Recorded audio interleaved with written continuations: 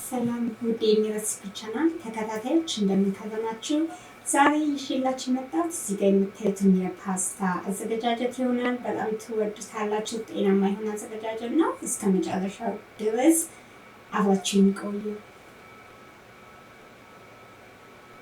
ፓስታውን ለማዘጋጀት እኔ መጀመሪያ ፓስታ ቀቅዬ አዘጋጅቻለሁ።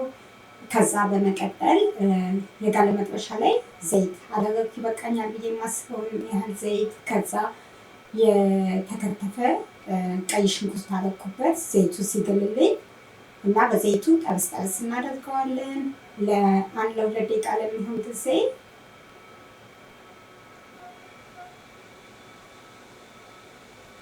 ያው ሚዲየም ሙቀት ላይ አድርጋችሁ ወይ መካከለኛ ሙቀት ላይ አድርጋችሁ የምትሰሩት ከሆነ ያው ከ3 ደቂቃ በላይ ሊፈጅ ይችላል ሽንኩርቱን ለማብሰል፣ ወይም ደቂቃውን ጨምራችሁ መጠቀም ትችላላችሁ። ከዛ እኔ ትንሽዬ ውሃ ጠብ አደረኩበት እና በጣም ትንሽዬ በርበሬ ጨመርኩ። በጣም በትንሹ ለከለር ያህል ነው ያደረኩት ማለት ይቻላል። እንደምታዩት በርበሬውን ካረኩ በኋላም እንደዚሁ ለ3 ደቂቃ ለሚሆን ጊዜ አድርጌ ጠብሰዋለሁ። ከዛ ነጭ ሽንኩርት ጨመርኩ። ብዛት የሽንኩርቱም የሁሉም የዘይቱም የነጭ ሽንኩርቱን ብዛት እንደምትሰሩት የፓስታ መጠን ይለያያል።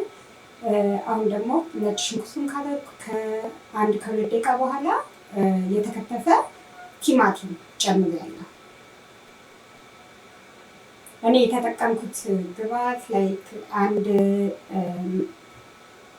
መካከለኛ የሆነ ቀይ ሽንኩርት፣ ቲማቲም ደግሞ 2 መካከለኛ የሆነ ቲማቲም ነው የተጠቀምኩት። እኔ ነጭ ሽንኩርት 5 ፍሬ የሚሆን ነጭ ሽንኩርት ነው ያደረኩበት። በርበሬ እንደነገርኳችሁ በጣም በትንሹ ነው። እዚህ ጋር ቲማቲሙን እንደምታዩት እየበሰለ ነው ያለው። ከዛ ጨው ጨመርኩበት።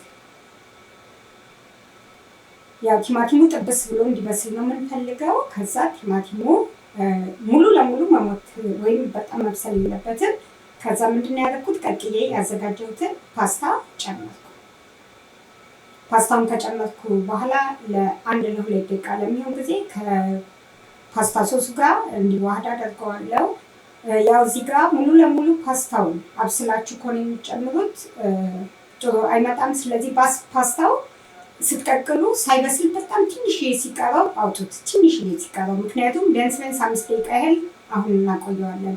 አሁን ምንድን የጨመርኩት? ታጥቦ የተዘጋጀ ስፒናች ነበረኝ። ቤቢ ስፒናች ነው የተጠቀምኩት እኔ። እሱን እጨምርና እንደምታዩት አበስላለሁ። ሙሉ ለሙሉ መብሰል የለበትም። ስፒናቹን ከጨመርኩ በኋላ እኔ ለ1 ደቂቃ ለሚሆን ያህል ጊዜ ብቻ ነው ያቆየሁት። ከዛ በላይ መቆየትም አይጠበቅበትም። ሙሉ ለሙሉ ስፒናቹም እንዲበስል ስላልፈለግኩ ነው። እናንተ ከጎመን ጋር ሰርታችሁ ወይም ከተለያየ አትክልት ጋር አዘጋጅታችሁ መጠቀም ትችላላችሁ። እኔ ስፒናች ነው የተጠቀምኩት። ያው በጣም ነው የሚጣፍጠው።